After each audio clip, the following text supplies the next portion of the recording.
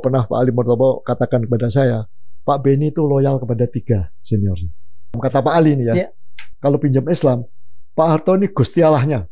Beni Mordani menganggap Pak Harto ini kok Gusti Allah. Gitu loh. Iya. Terus Pak Yoga dianggap oleh Beni Mordani Kanjeng Nabi. Kanjeng Nabi Muhammad SAW. Nah, kalau Ali Murtopo dianggap sahabat Rasulullah. Pak Harto menggunakan 2 tim inti waktu itu. Yeah. Satu, orang-orang kepercayaan dia yang belakang intelijen, yang lebih dikenal sebagai trio Diponegoro. Yaitu Pak Harto, Pak Yoga Sugama, dan Pak Ali Murtopo. Pada 65 Pak Harto masih didukung oleh Pak Nasution. Yeah. Tapi 66 Pak Nasution sudah mulai tersisihkan. Yeah. Nah, ketika Nasution mulai tersisihkan, Pak Harto dapat dukungan dari 3 tokoh kabinet, yaitu Sri Sultan Hamengkubuwono ke-9, Frans Seda, Radius Prawiro. Ketika Mei itu, satu Jumat malam, Pak Yoga menghadap Pak Harto. Pak Yoga itu menyarankan kepada Pak Harto supaya periode 88 itu periode akhir Pak Harto. Itulah puncak dari Pak Harto. Kepemimpinan Pak Harto di situ. Sesudah itu 88 diharapkan Pak Harto lengser. Pak Harto diam saja sampai Pak Yoga marah.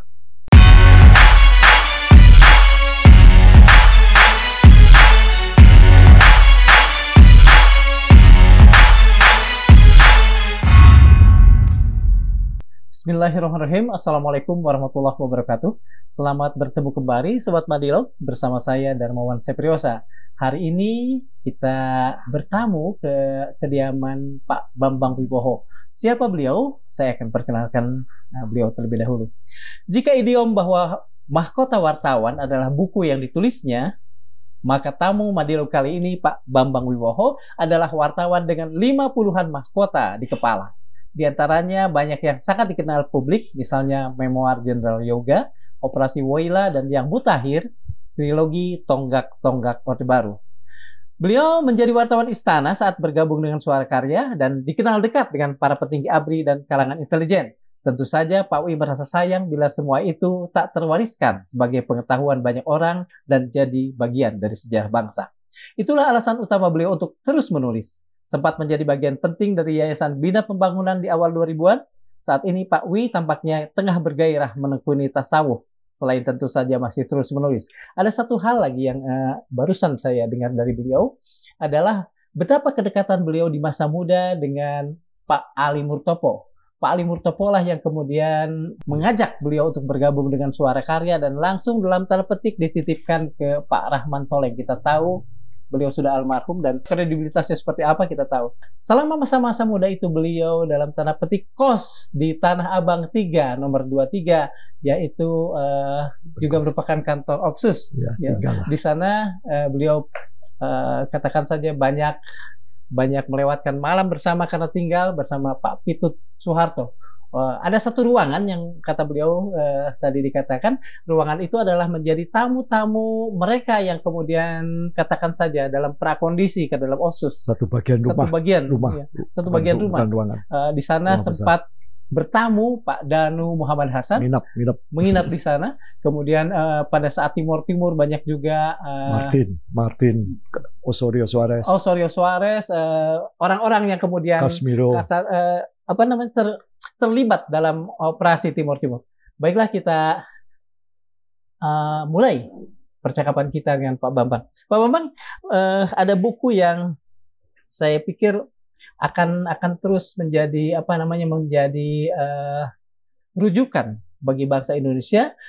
Salah satunya adalah apa yang Bapak tulis tadi, Tonggak-Tonggak Orde Baru. Ya. Orde Baru ini kan berkuasa 32 tahun, ya. Pak Harto. Ya. Sangat powerful. Ya. Lalu kenapa kekuatan yang begitu solid ini kemudian hancur atau ambruk? Apakah karena rakyat sudah merasa bosan, atau seperti banyak dikatakan dalam berbagai teori konspirasi karena tangan-tangan luar negeri? Ya, Terima kasih. Bismillahirrahmanirrahim. Assalamualaikum warahmatullahi wabarakatuh. Waalaikumsalam. Mas Darmawan, kalian memang menarik kalau melihat itu. Saya menulis buku ini cukup merenungkannya cukup lama. Dan bertahun-tahun didorong oleh Pak Ali Yafi. Banyak orang untuk menuliskan. Karena saya mula-mula takut saya ini siapalah. Untuk menuliskan itu. Tapi Pak Ali Yafi memberikan semangat. Pak Prianto, Pak Majen Prianto berikan semangat. Wakil gubernur dulu ya, Pak Pak Ngariman berikan semangat. Kemudian yang terakhir itu adalah Profesor Salim Said. Saya udah lama nggak menulis, tahu-tahu nggak kontak, tahu-tahu mulai belasan tahun saya nggak komunikasi. Tahu-tahu dia nelpon saya dan menyarankan itu. Sebetulnya Pak Salim menyarankannya saya menulis banyak human interest perkenalan saya dengan tokoh-tokoh, dengan para menteri kemarin.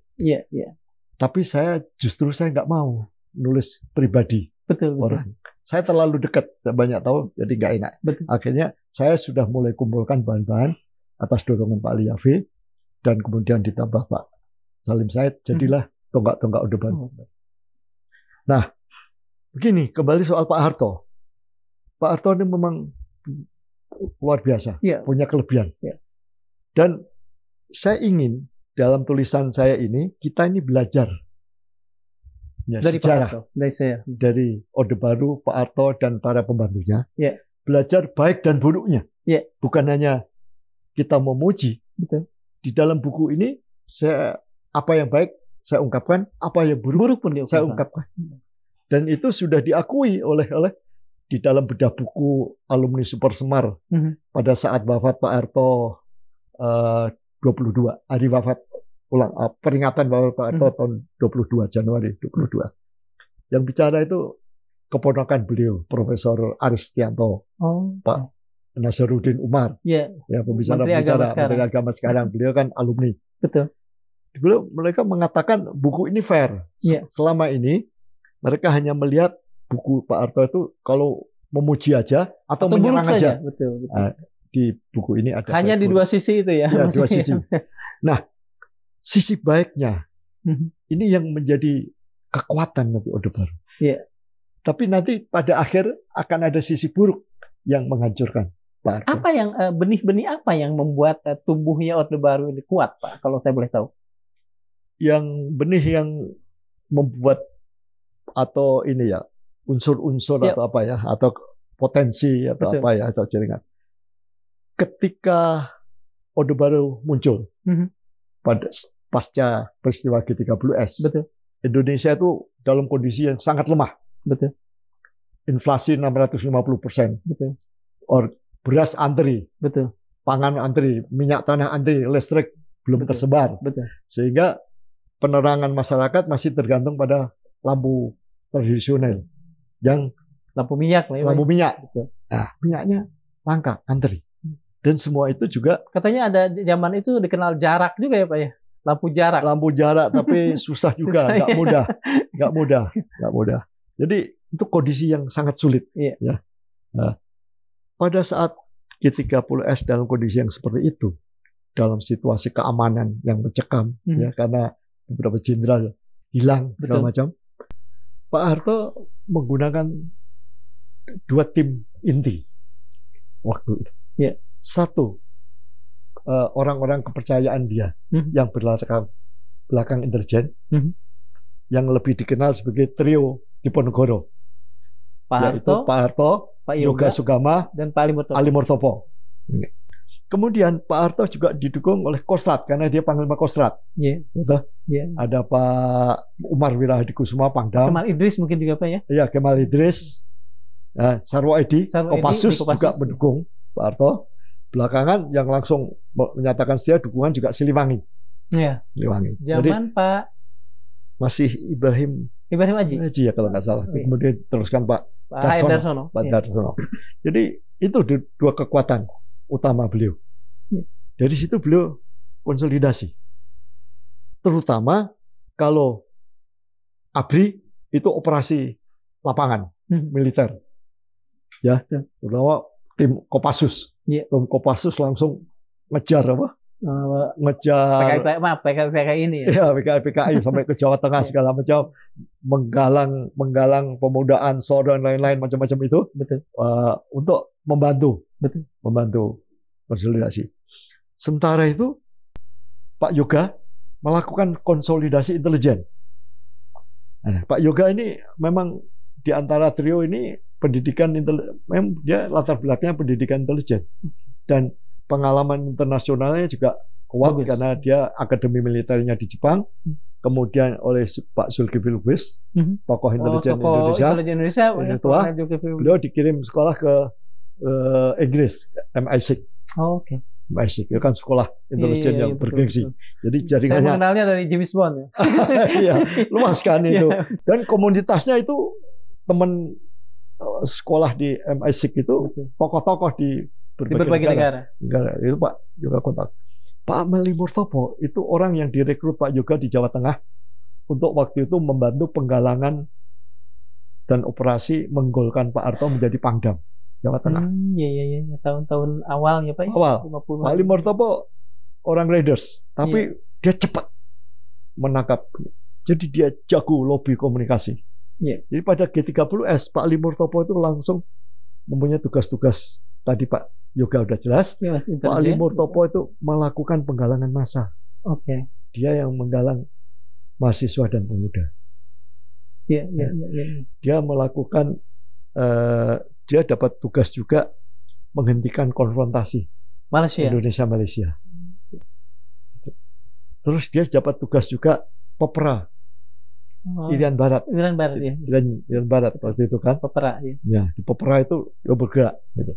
Itu kan awal-awal Orde Baru. Iya, betul. Simultan. Iya, betul. Itu Pak Ali Murtopo. Sementara Pak Yoga mendukung penggalangan intelijennya. ABRI terus konsolidasi. Pada 65 Pak Harto masih didukung oleh Pak Nasution. Iya. Tapi 66 Pak Nasution sudah mulai tersisihkan. Iya.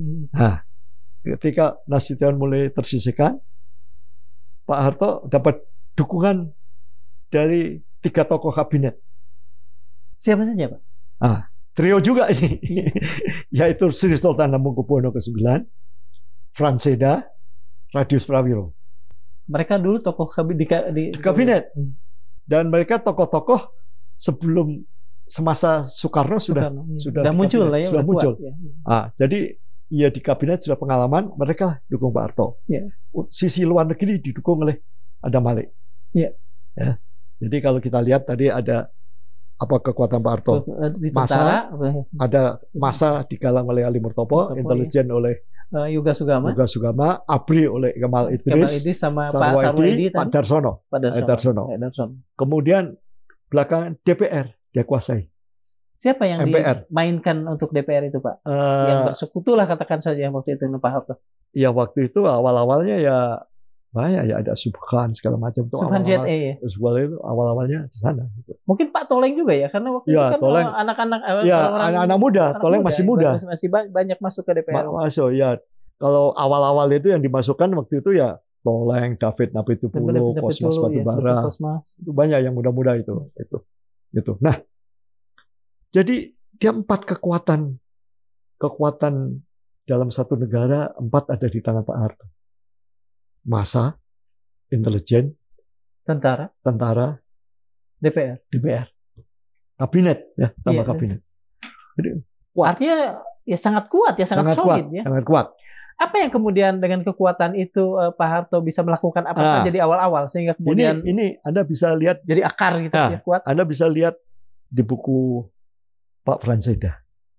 Oke, buku yang merah itu ya, tebal. Yang merah tebal, tulisan kumpulan tulisan dia. Tulisan. Tapi saya juga karena saya akrab dengan Pak Franseda sampai menjelang beliau wafat, saya juga banyak tanya sama beliau. Jadi Pak Franseda itu memuji kecerdasan Pak Harto dan kemampuan beliau menerima informasi dari orang-orang itu, termasuk dari kabinet. Sehingga ketika tahun 66 pertengahan itu, Agustus September itu, beliau di-brief oleh apa? Oleh banyak orang lah ya, banyak orang itu, orang pintar. Dia bisa menguasai masalah ekonomi. Sehingga pada sekitar Agustus Oktober itu dia sudah seperti mengendalikan, kalau tadinya kan mengendalikan operasi pemulihan ketertiban keamanan, memberantas PKI dan lain-lain. Dia tambah satu lagi, dia sudah langsung mengambil over de facto, mengambil over tugas Bung Karno, kekuasaan eksekutif bahkan untuk konsolidasi pemulihan ketertiban ekonomi, stabilitas ekonomi, stabilitas ekonomi. Itu sudah bulan akhir Agustus September udah praktis beliau. September 66 itu sudah mulai. Tapi terus muncaknya sampai kemudian 67 kan ada undang-undang PMA segala macam. Betul. Dari situ muncullah kebetulan. Siapa di balik undang-undang PMA itu, Pak? Yang kemudian memasukkan Freeport dan segala macam di satu sisi, tapi sisi lain juga menggerakkan perekonomian kita. Pak Wijoyo CS. Pak Wijoyo, Berkeley ya. Pak Wijoyo CS. Nah, Pak Wijoyo, Pak Emil Salim. Iya, Ali Wadana. Itu Ali Wadana, Wijoyo lah yang kuat. Pak Emil Salim nggak terlalu ini. Pertama Pak Wijoyo, Ali Wadana. Ya. Terus belakangan kan masuk Pak Mitro dipanggil, diundang kembali ke Indonesia itu.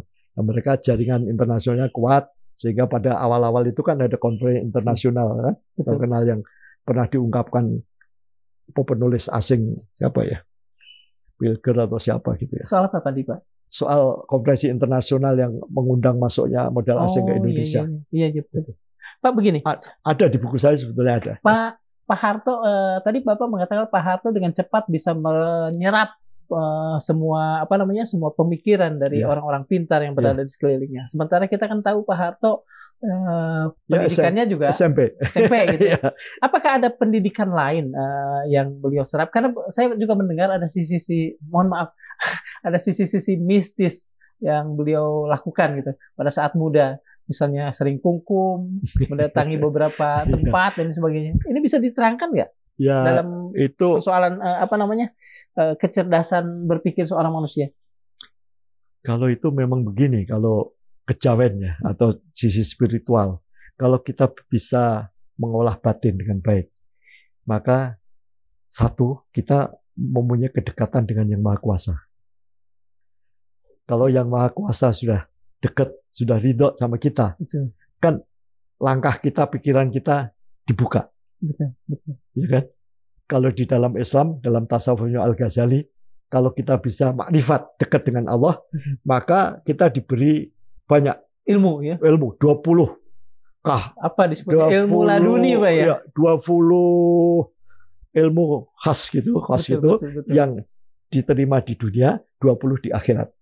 Di antaranya itu kecerdasan, bisikan kayak apa? Pemberitahuan, ingatan. Termasuk diantaranya diberi kemudahan-kemudahan dalam mengeksploitasi sumber daya alam. Kalau istilahnya Al-Ghazali, dia tahu sumber perbendaharaan bumi. Di mana ada emas, di mana ada minyak. Itu di Islam pun juga ada. Sekarang di mana ada buat baterai itu lithium. Nah, di samping itu ada yang kedua adalah kalau orang dekat dengan alam. Dan kalau saya amati ketika saya jadi wartawan istana, dan kemudian saya mencoba napak tilas perjalanan spiritual Pak Harto di berbagai daerah. Di mana saja Pak nanti? Banyak itu, dari Gunung Lawu, dari Kualangsai, dari Gunung Serandil, dari Ndelepeh. Itu di dalam ini ya, spiritual Jawa kuno dan Cina. Itu alam-alam itu mengandung energi-energi mentah yang luar biasa. Ada energi air, ada energi besi, logam, ada energi kayu, ada energi air. Itu empat yang utama. Jadi beliau kungkum juga untuk energi air, betul. Pak Harto senang kungkum, senang di pertemuan dua sungai, senang di benturan ombak. Kalau dalam terminologi Muslim kan ada Majma' al-Bahrain, pertemuan dua laut begitu. Iya, mungkin maksudnya itu. Terus Pak Harto juga senang di daerah-daerah pegunungan yang alamnya bagus, kayunya rimbun. Senang di Cilacap untuk kayu, Gunung Serandil, untuk kayu di gunung kayu, sama tanah, betul. Kayu tanah. Di Serandil Cilacap itu logam, pasir besi. Oh, itu kalau menurut hitungan spiritual. Kalau orang yang Itu biasa caranya apa? Berdiam? meditasi, Meditasi. tafakur. Hmm. Tafakur mengosongkan pikiran, kontak dengan minta izin Tuhan, minta izin Yang Allah, pemilik alam untuk menyerap kekuatan alam. Jadi kalau di dalam ilmu Daya Prabowo Jawa Tua, itu istilahnya ada doa. Jadi minta izin Allah untuk menyerap daya kekuatan alam semesta, bumi di sini. Ada lakunya, misal ada lakunya bagaimana cara menyerap, bagaimana cara menahan di dalam badan, bagaimana mengolah, menggunakannya, memanfaatkan. Itu di Jawa kuno. Pak Harto sudah khatam semua ini berarti Pak? Khatam. Kalau menurut cerita-cerita ya di buku saya juga ada Pak Ali Murtopo, Pak Yusdono Badani, terutama dua orang itu Pak Harto jauh di atas mereka. Bahkan mereka bilang Pak Jono suka ketawa, Pak Harto berdukun sama dia ketawa. Saya kalah sama Pak Harto. Ya, kalau ini ya kan dulu pernah mahasiswa-mahasiswa zaman itu menuduh bahwa Pak Sujono Humardani adalah dukunnya Pak Harto. Ya. Ternyata terbalik. Terbalik. Dan apa yang saya juga beberapa kali diajak Pak Jono Humardani jalan malam, ziarah ke makam-makam hebat. Lama ya. Ulama-ulama lama. Bukan ulama, kalau mereka tokoh-tokoh raja-raja Jawa, termasuk ke Majapahit, Trowulan segala macam. Kalau Pak Jono Humardani masih ke tempat-tempat keramat. Kalau Pak Harto tempat-tempat yang mengandung energi alam. Yang tadi itu. Beda. Dari situ saya melihat. Dari sana makomnya juga kelihatan beda lah ya. Beda. Pak, ini Bapak tadi mengatakan ada trio Jawa Tengah. Ya. Ada Pak Harto, Pak Yoga, sama Pak Ali Murtopo. Kalau David Jenskin kan mengatakan dalam buku Soeharto dan barisan-barisan Jenderal Orba, itu ada 4 jenderal kepercayaan Pak Harto itu. Pak Yoga tadi, Pak Ali Murtopo, Pak Sudomo, dan Pak Beni Murdani. Nah, saya ingin bertanya, apakah sempat ke jenderal-jenderal ini kemudian berebut pengaruh untuk berada di, katakan saja, paling dekat dengan Pak Harto? Pak Sudomo memang pasca Malari dekat. Pasca Malari. Sebelum itu hubungannya adalah dulu pengalaman Trikora. Irian Barat juga. Ya, tidak terlalu akrab betul. Pak Beni itu generasi yang jauh. Pak Beni itu binaannya Pak Yoga dan Pak Ali Murtopo. Betul. Gitu loh. Istilahnya Pak Ali Murtopo, pernah Pak Ali Murtopo katakan kepada saya, Pak Beni itu loyal kepada 3 seniornya. Satu Pak Ali, Pak Harto. Bahkan kalau pinjam Islam, kata Pak Ali ini ya, kalau pinjam Islam, Pak Harto ini Gusti Allahnya. Beni Murdani menganggap Pak Harto ini kok Gusti Allah. Gitu loh. Terus Pak Yoga dianggap oleh Beni Murdani Kanjeng Nabi Muhammad SAW. Nah, kalau Ali Murtopo dianggap sahabat Rasulullah. Ali lah ya. Ali itu dianggap Ali Murtopo sebagai Ali. Ya sebagai Ali oleh Pak Beni Murdani. Ya Abu Bakar, Umar itu. Kalau Rasidin lah ya. Iya, kalau Rasidin itu cerita Pak Ali. Begitu. Jadi mereka itu bangga dengan Beni karena menganggap Beni itu ya binaan mereka. Dan memang bisa dilihat kan waktu misalkan waktu G30S, Beni kan belum berperang. Betul. Ya kan? Terus waktu pasca Malari, Pak Yoga dipanggil kembali dari PBB. Betul. Itu kan Pak Beni dipanggil dari Korso. Pasca Malari. Ya kan? Pangkatnya masih perwira menengah kan. Betul. Gitu. Masih mayor kalau saya tidak salah ya. Letkol apa sudah ini. Sudah perwira menengah. Gitu. Tapi gini Pak, Pak Beni ini loyal, bahkan tadi dalam metafor Bapak, Pak Harto itu adalah Gusti Allahnya lah ya. Tapi mengapa misalnya dalam sejarah kita sempat, meskipun ini banyak sekali versinya, pada SUMPR tahun 88 terkesan bahwa Pak Beni Murdani bermain-main dengan Pak Harto dengan misalnya seolah menolak pencalonan Pak Sudarmono yang saat itu dicalonkan Pak Harto dengan memainkan Haji Naro dari P3. Gimana Pak Bapak melihat ini? Kalau pencalonan Pak Sudarmono bukan hanya Pak Beni yang nolak. Pak Yoga juga nolak. Boleh, alhamdulillah. Boleh terangkan Pak? Saya tahu persis. Saya tahu persis, saya ceritakan ya. Karena saya dilibatkan oleh Pak Yoga. Jadi Pak Yoga sebetulnya pada 88 itu sudah membuat jarak dengan Pak Harto. Mulai 85 Pak Yoga itu kesal dengan Pak Harto. Kalau dulu setiap Jumat malam selalu ketemu di Cendana. Mulai Mei 85 Pak Yoga kesel ke Jepang 2 minggu ngajak saya menenangkan diri. Tapi sesudah itu Pak Yoga memutuskan kalau nggak dipanggil nggak menghadap. Oh. Tapi tidak mengganggu. Jadi tidak reguler tiap malam Jumat lagi. Nah, tapi tetap cuma agak kesel. Agak kesel, emang kesel. Nah, ketika 88 Pak Yoga, kelebihannya Pak Harto ini adalah ya, dia itu betul-betul sejak Orde Baru dia itu memberikan kewenangan besar kepada komunitas intelijen. Ada kalau mau dirinci apa tugas-tugasnya, kelebihannya. Dan ini dunia Pak Yoga? Iya, dunia Pak Yoga dibantu Pak Ali. Iya, betul. Dan termasuk diantaranya adalah melitsus calon-calon pejabat tinggi. Jadi kalau Pak Harto mau ngangkat tingkat menteri atau apa, minta Pak Yoga dan Ali Murtopo untuk meneliti orang itu. Kalau laki-laki siapa istrinya, siapa orang tuanya, siapa saudaranya, bagaimana perilakunya, bagaimana cara dia menghormati orang tua, loyalitasnya kepada persahabatan, itu diteliti semua. Kehidupan rumah tangganya, baik atau enggak kehidupan rumah, mampu enggak mereka mengendalikan rumah tangga.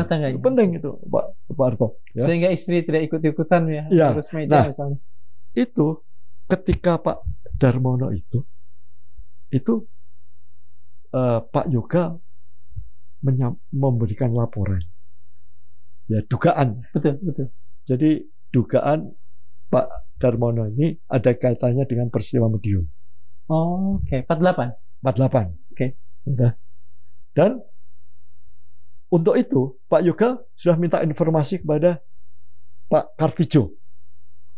Siapa Pak Kartijo, ketua MPR, MPR. Ya, betul. Karena di dalam cerita-cerita yang diketahui orang pada masa itu, Pak Kartijo termasuk salah satu korban yang mau dibunuh PKI, belum sampai kena tembakan di Madiun, dia pura-pura mati kena tembak. Oh, oke. Numpuk. Iya. Nah, informasinya itu dia melihat orang seperti Pak Darmono. Oke. Di waktu itu di pihak sana. Iya. Tapi ini kan nggak jelas juga. Iya. Ini nggak jelas. Jadi ini semuanya itu dugaan. Terus ini sudah. Terus dia lihat siapa pasukan Siliwangi kan sampai ke sana. Iya, betul. Siapa yang masih hidup yang hadir di situ? Dan Anwar. Lalu saya kan dekat sama Pak Dan Anwar karena saya sama-sama di Kadin di ini. Iya. Pak Dan Anwar juga di Kadin. Saya diminta Pak Yoga mengajak Pak Dan Anwar datang. Saya temenin ke Pak Yoga. Ditanya cerita yang begini. Gitu. Nah, semua juga dugaan karena periodenya lama. Iya, betul. Belum kenal sampai ke apakah 80. Orang yang dilihat itu kira-kira sama. Karena pada saat itu pun kalau betul Pak Darmono kan bukan orang penting. Iya, dia orang Bojonegoro. Iya. Tapi bukan kelasnya ya mungkin ya belum tokoh penting. Jadi nggak jelas, tapi diduga gitu loh. Nah, dugaan ini disampaikan ini jadi pembahasan intelijen ya, termasuk Pak Beni kan Wakabakin kan. Iya, betul. Dan itu disampaikan ke Pak Harto. Nah, Pak Harto jawabannya orang kan bisa berubah. Oke. Kalau ada apa-apa tanggung jawab saya. Sudah, Pak. Jadi di situ sebenarnya Pak Beni ya bagian dari tim intelijen ini. Jadi kalau seperti itu, apakah memang kemunculan Pak Hajenaro ini atas skenario mereka yang tidak setuju atau Pak Hajenaro dalam ya kita tahu lah dia disebut kancil zaman itu dia muncul sendiri memanfaatkan. Saya itu nggak terlalu jelas ya. Di situ saya nggak terlalu. Tapi jangan lupa Pak Hajenaro itu galangannya Opsus. Binanya Opsus kan. Ketika P3 muncul, Hajenaro muncul itu kan. Iya. Zaman Parmusi zaman itu. Iya, itu kan Opsus. Jadi yang harusnya Pak Rum digantikan oleh siapa gitu ya? Iya, di Opsus itu kan Pak Beni bagian dari Opsus. Iya. Opsus. Oke. Jadi persahabatan dengan Pak Naro itu dekat. Ya. Opsus itu dengan Pak Naro dekat. Nah, kalau begitu saya ingin bertanya nih. Keluarganya adiknya Pak Naro juga ada yang dibagi. Nah, kalau Pak Naro kan katakan saja ya bagian dari Opsus, sangat dekat dengan Pak Ali, mungkin juga bukan bagian adanya dekat dengan Opsus lah. Dekat Opsus lah gitu. Kemudian pasti persentuhan dengan Pak Beni, dengan Pak Ali Murtopo juga ada gitu ya. Jadi kita bisa meraba-raba. Tapi kalau Pak yang waktu itu kan 88 juga ramai karena ada interupsi dari Pak Ibrahim Saleh. Brigjen Ibrahim Saleh kalau saya nggak salah. Nah ini Ibrahim Saleh gimana Pak?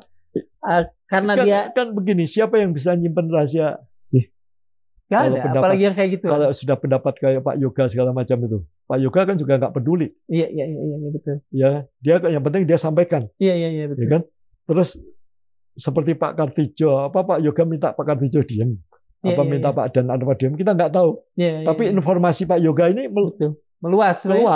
Informasi tentang Pak Darmono itu. Apalagi Pak Ibrahim Saleh adalah faksi ABRI zaman itu. Iya, faksi ABRI. Komunitasnya kan waktu itu intens mereka. Gitu. Nah, mohon maaf, apakah ini menjadi titik dari yang kemudian kami orang-orang yang lebih muda generasinya melihat bahwa kemudian kan Pak Harto agak menjauh atau gimana lah, sehingga dalam bukunya Pak Beni yang ditulis oleh Julius Pur itu mengatakan bahwa beliau merasa seolah-olah ya sama seperti Pak Ali juga merasa dalam tanda petik dicampakkan oleh Pak Harto. Itu bisa aja kan. Itu kan perjalanan waktu bisa mengubah segalanya. Ya kan? Perjalanan waktu bisa mengubah pikiran kita, ya, emosi kita, ambisi kita, kemauan kita, ya, bisa berubah. Contohnya juga antara Pak Yoga sama Pak Beni. Iya. Ini orang akrab. Iya. Tapi Mei 85 itu konflik besar. Boleh Pak. Nah, ketika Mei itu satu Jumat malam, Pak Yoga menghadap Pak Harto. Pak Yoga itu menyarankan kepada Pak Harto supaya periode 88 itu periode akhir Pak Harto. Itulah puncak dari Pak Harto. Kepemimpinan Pak Harto di situ. Sesudah itu 88 diharapkan Pak Harto lengser. Nanti Pak Harto nunjuk siapa yang dia tunjuk estafetnya, dan Yoga janji akan mendukung siapapun yang ditunjuk oleh Pak Harto. Dalam pertemuan itu Pak Harto didampingi Pak Darmono sama Pak Beni. Ya. Dua orang ini menolak. Pak Harto diam saja. Sampai Pak Yoga marah. Marah ke kedua orang ini? Kedua orang itu. Juga kecewa terhadap Pak Harto, kenapa Pak Harto diam. Sampai Butin melihat suasana itu ngelewat. Butin gimana sikapnya? Butin membenar Pak Yoga benar Pak. Saya setuju. Karena jalan gitu keluarga aja. Lebih ini ya Pak, ingin sama-sama. Ya, jadi Butin mendukung Pak Yoga, tapi ya sepintas pergi. Nah, di situ perdebatan keras itu Pak Yoga versus Beni sama Darmono. Nah, Pak Yoga kesel. Itu akhir Mei. Kemudian pergi ke Jepang tadi. Sebenarnya pergi ke Jepang itu silaturahmi mengikuti alumni pelajar Indonesia yang pernah belajar di Jepang. Tapi itu kan cuma 2-3 hari. Iya. Ya. Pak Yoga ngajak saya. Saya di sana sampai 2 minggu. Itu hanya istirahat, ketemu teman-teman lama, ketemu Fukuda, tapi santai, nggak formal. Mantan Perdana Menteri ya Pak? Iya, mantan Perdana Menteri makan segala macam. Dulu belum ada HP, jadi kita nggak bisa cepet. Nggak bisa selfie lah. Nggak bisa selfie, apalagi kalau kita terbatas duduk makan Jepang, duduk di bawah gitu kan, kita nggak bisa berdiri kan, ganggu. Betul. Jadi saya juga nggak ada dokumentasinya. Tapi kita santai aja 2 minggu, terus sambil memperdalam tasawuf. Jadi Pak Yoga waktu itu baru meninggalkan ilmu kanuragan, ilmu kesaktian Jawa, ala Jawa, belajar tasawuf dari Abah Hanom. Abah Hanom Tasik? Iya, belajar. Jadi Pak Yoga sendiri, punten ya, mohon maaf, Pak Yoga sendiri memang belajar kanuragan itu Pak ya? Belajar. Pak Yoga itu punya kemampuan. Orang yang maksud saya orang yang modern dalam pemikiran atau lulusan luar negeri. Hampir militer yang pernah perang biasanya begitu dulu. Kan dia pernah menumpas pemberontakan PRRI di PRRI yang di Sumatera Barat. Iya. Komandan tempurnya dia. Komandan resimen tempur. Pak Yoga itu belajar merpati putih, silat, belajar telepati, mempengaruhi orang jarak jauh. Sampai belajar istilahnya memadamkan cahaya bintang. Ini boleh percaya nggak? Iya. Luar biasa. Akhirnya kemudian dilepas belajar tasawuf zikir. Nah ini Pak, pertentangan setelah Mei kalau saya tidak salah, setelah Mei 85. Karena bagaimanapun kan Pak Yoga adalah orang yang tadi Pak Yoga itu adalah katakan saja Kanjeng Nabi buat Pak Beni. Ya. Itu bagaimana orang yang tadinya sangat loyal kemudian menjadi?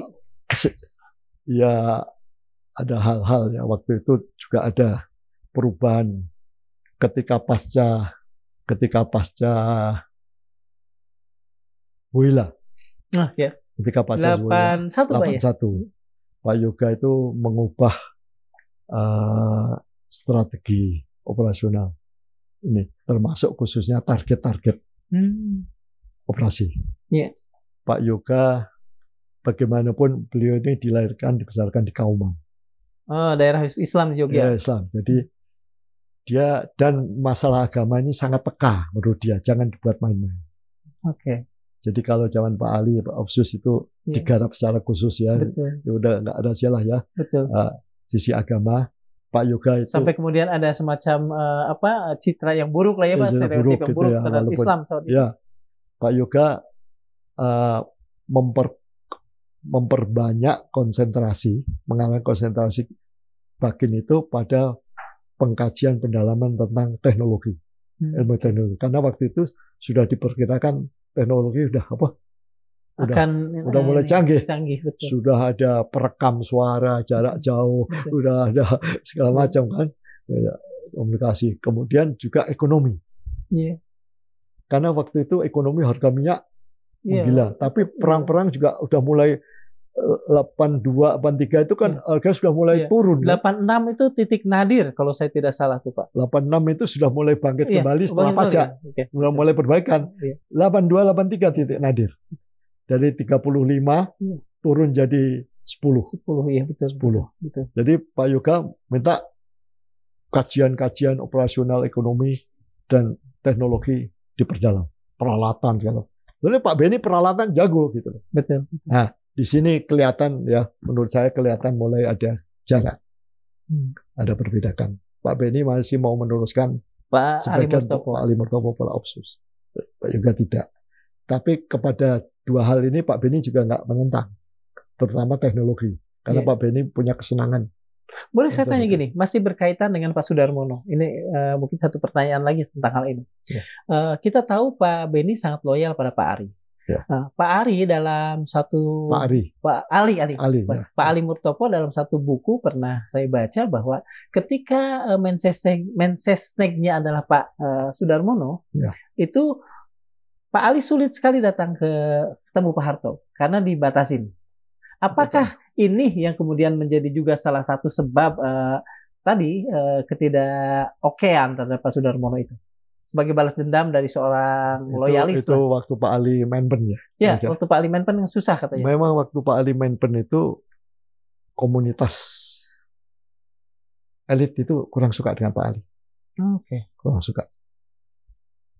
Agak dianggap mulai over itu Pak Ali, itu kurang suka ya, itu ya waktu itu periode itu ya. Iya. Karena begitu beliau main pen juga kan semua artis juga ikut dia lah ya. Iya, semua artis dia. Jadi dianggap orang Pak Ali punya ambisi. Bahkan diduga itu sebetulnya waktu dia mulai ASPRI. Asisten pribadi Pak Harto. Atau munculnya Malari itu kan ada yang pecah beberapa analisa dugaan. Ini permainan Ali Murtopo sama Sumitro. Betul. Di situ habis Opsus, habis Malari itu ASPRI dibubarkan, tapi lama kemudian Pak Ali diangkat jadi Menpan. Pak, saya sebetulnya agak bagi generasi saya kan agak ini nih, agak semacam missing link lah ya. Pada apa namanya, perseteruan Pak Ali dengan Pak Sumitro itu kan yang terwujud dalam hari, katakan saja, yang menang adalah Pak Ali. Tapi kenapa kemudian Pak Ali juga sebagaimana Pak Mitro kan mengundurkan diri. Pak Ali kemudian katakan ya dicabutlah dari dunianya ke Menpan. Mengapa sampai begitu Pak kalau menurut Bapak? Ini penilaian saya. Betul. Bukan saya informasi atau penilaian saya, Pak Harto tahu perseteruan ini. Pak Harto tahu.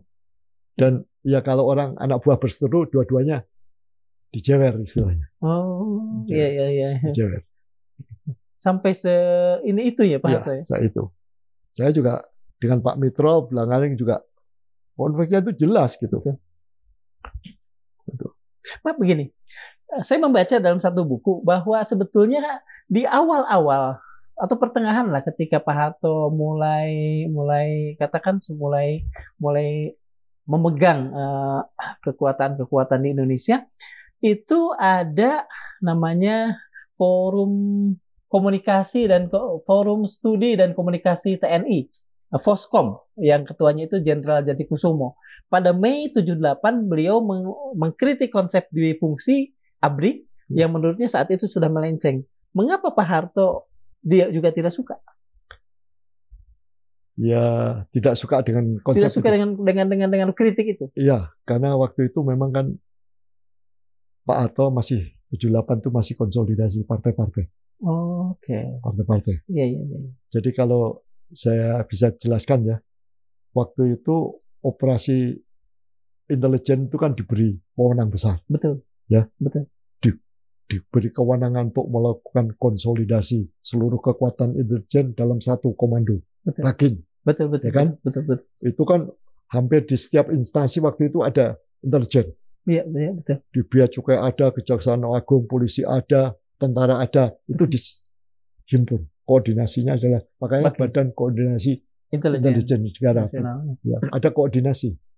Nah, terus wakil Wakabagin adalah Kabais. Kabais, ya kan?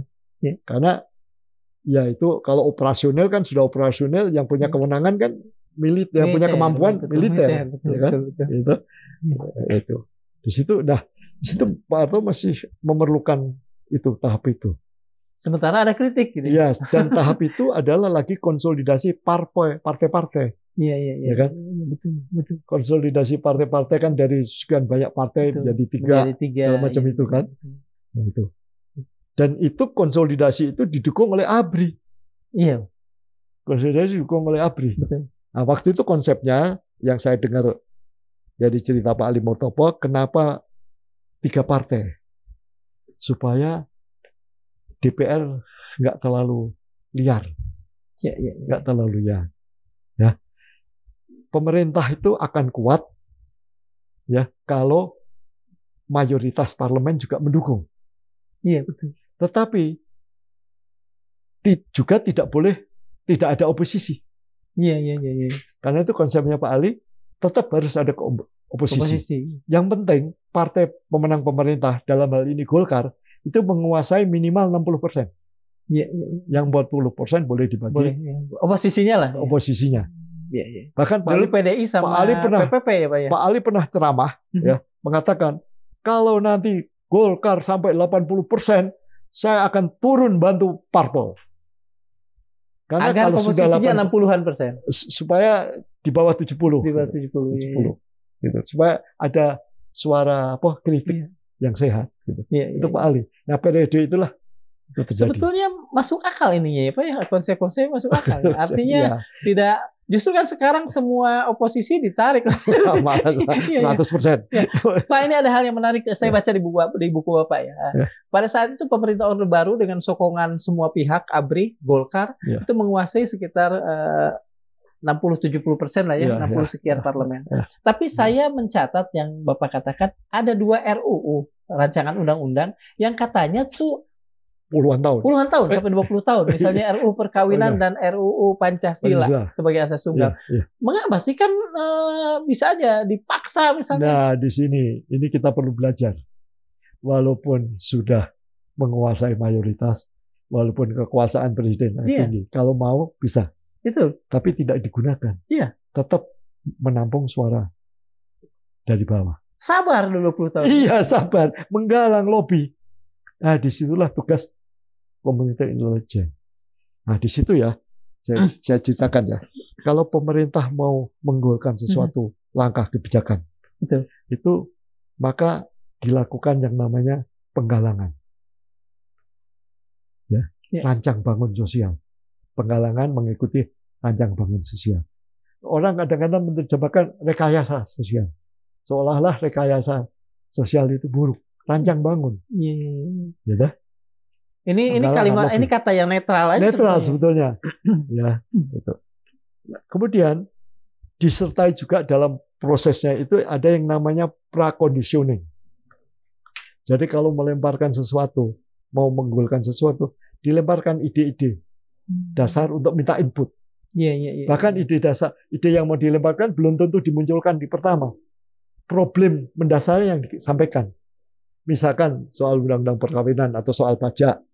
Ini kan ruwet ini, gimana undang-undang perkawinan ini, orang kawin cerai ini, ini gimana itu melindungi para wanita ini segala macam gitu.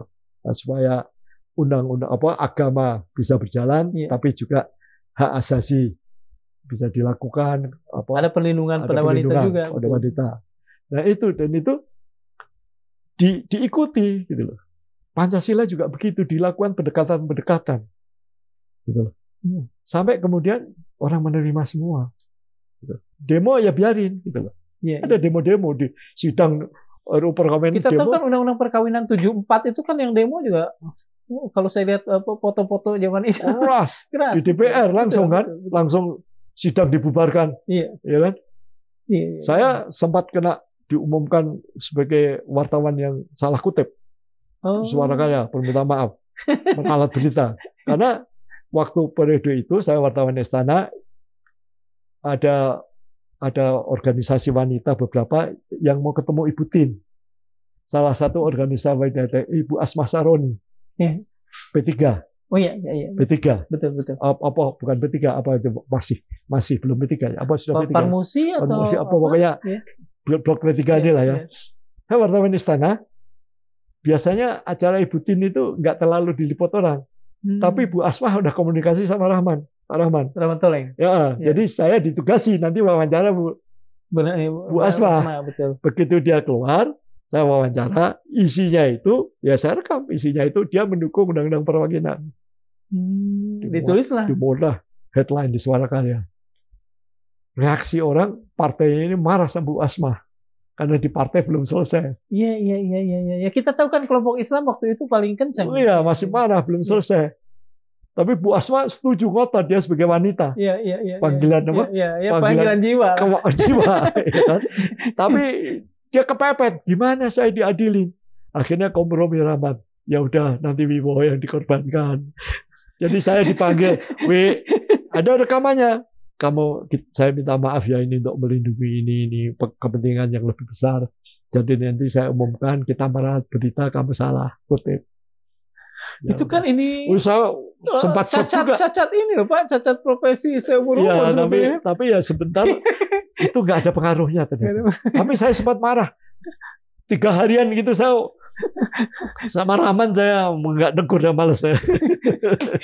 Tapi setelah 3 hari saya lihat nggak ada dampaknya, ya udah saya paham. Ya itulah politik. Saya bekerja di koran politik. Pak, pada tahun Pancasila betul. Pancasila ini kan juga menarik. Begitu itu sudah goal. Sebetulnya waktu mau goal itu tahun berapa itu ya? 78 itu berapa ya itu? Pokoknya mau goal itu kan ada Muktamar Muhammadiyah. Iya. Ditunda kan, digeser. Waktunya diundur-undur sampai setelah Pancasila itu diterima. Ya. Nah, ketua Muhammadiyah waktu itu, ketua umumnya Pak siapa? Waktu itu bukan Pak Fahrudin nih Pak ya? Fahrudin ya? HR Fahrudin ya. Dia pidatonya itu dia itu menguraikan kenapa Muhammadiyah menerima Pancasila. Karena Pancasila itu ibarat kita mengendarai motor, ini helm kita. Helm kita. Gitu loh. Kita naik motor apa aja bisa, tapi ada keselamatan dari. Jadi, oh iya itu tahun 80-an ya Pak ya.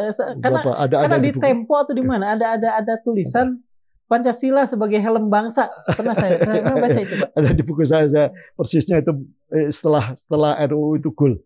Jadi beberapa bulan, nggak lama setelah RUU itu diketok. Pak begini, di zaman itu dengan segala keterbatasan teknologi, intelijen begitu kalau nggak salah itu tahun 70-an. 70-an ya? 70-an akhir. Oke. 80-an. Coba cek deh. Saya kembali ke yang tadi itu Pak. Pada tahun-tahun itu dalam keterbatasan teknologi dan komunikasi juga tentu, itu intelijen begitu kuat. Dan dalam banyak hal mendukung mendukung proses bernegara. Mengapa misalnya saat ini dengan sekian kekuatan telekomunikasi, peralatan, justru ada kesan, mungkin ada kesannya di saya, ada kesan bahwa intelijen kita berada pada mungkin kalaupun titik nadir ya buruk lah. Sebagai pengamat saya juga melihatnya begitu. Sebagai pengamat ya. Kalau kita lihat ya, zaman Pak Harto itu yang menonjol itu intelijen, komunitas intelijen itu kuat. Satu komando. Dua, dipimpin oleh orang-orang yang dalam bidangnya. Capable. Ya kan? Pak Yoga itu tadi MI6 tahun dia. 16-an tahun ya. Dia mimpin Bakin. Dan dia itu MI6, dia Akademi Militer Jepang. Dia pernah bekerja beberapa bulan di markas sekutu Jepang. Memang pengalamannya luas. Ya. Kemampuan komunikasi internasionalnya juga bagus.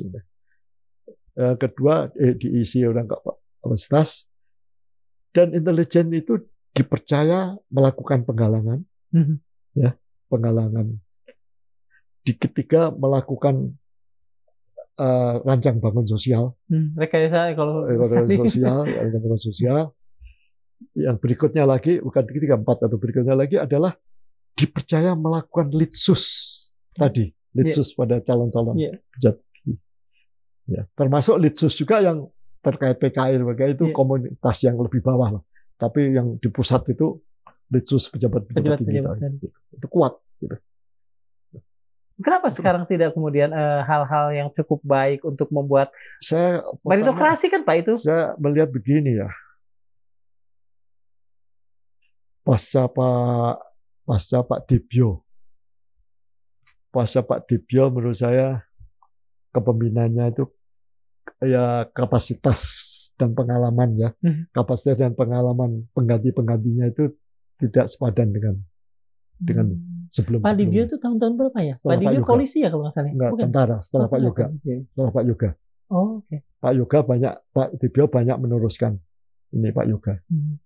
Dan mengembangkan, termasuk misalkan di masa Pak Dibyo itu Pak Dibyo itu banyak melakukan ini mengkader merekrut aparat staf intelijen itu dari non militer, segala keahlian, dididik, terus ditempatkan di mana-mana, nyusup di mana-mana. Jadi dengan kata lain, ketika misalnya Bakin itu dipegang Pak Z.A. Maulana juga udah dalam kondisi yang kurang bagus. Kurang bagus, karena ini contoh aja misalkan saya sebetulnya saya senang juga saya senang baca buku Pak Z. Maulana. Iya, betul. Tapi jaringannya kurang. Ini contoh aja, nanti bisa dicek ya. Saya waktu itu masih ingat waktu Timur. Nah, Timur itu saya punya hubungan kayak hubungan batin, kedekatan gitu loh. Dan saya juga punya anak asuh banyak di sana. Di Indonesia ini, di Jakarta, di Bandung waktu itu saya punya asrama pendidikan untuk bukan saya, kami yayasan kami. Sampai sekarang bangunannya masih ada dan saya serahkan anak-anak Timur juga. Ya saya udah nggak ngurusin lagi, tapi masih ada bangunannya, sertifikatnya masih di tangan saya. Jadi dan ada kader-kader kita itu yang kita sekolahkan ke. Saya minta Pak Anwar Ibrahim, dibiayai Pak Anwar Ibrahim di Universitas Kebangsaan ada 5 orang beberapa. Ada yang pernah jadi wakil menteri luar negeri Timur, anak asuh kami. Jadi ketika mulai ada pemikiran Timur dilepas, saya kurang setuju. Saya waktu itu memikir, tapi ya bagaimana ya waktu itu. saya justru lagi hubungan dengan Pak Habibie dan timnya, terutama orang-orang di sekeliling Habibie seperti Mas Adi Sasono, segala macam. Kurang bagus karena Panji kita memuat telepon Habibie Galeb. Betul. Nah itu dampaknya langsung ke saya. Program-program saya yang saya ceritakan banyak diputus. Nah, saya mengikuti pernah waktu mau ada pertemuan di Cendana, saya ikuti Pak Wiranto lagi ke Timur. Tapi tanya, senjata mulainya Pak Wiranto ada di mana? Dibilang Pak Wiranto masih di Timur, belum bisa kembali karena ada gangguan pesawat apa. Ternyata Pak Wiranto saat itu sudah di Halim. Nggak lama kemudian Pak Wiranto datang.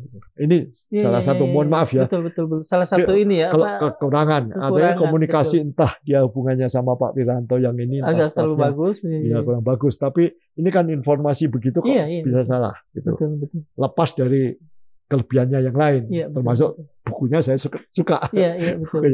Tentang PKI macam-macam itu. Tentang intelijen.